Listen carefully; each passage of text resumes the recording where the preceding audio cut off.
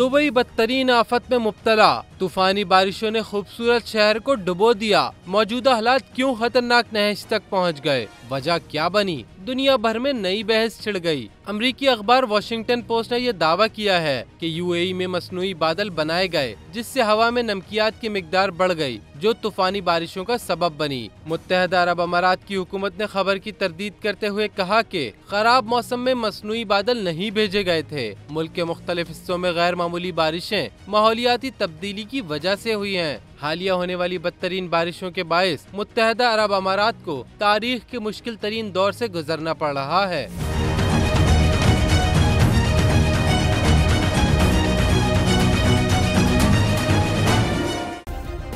Subscribe करें और bell दबाएं ताकि कोई खबर रह न जाए।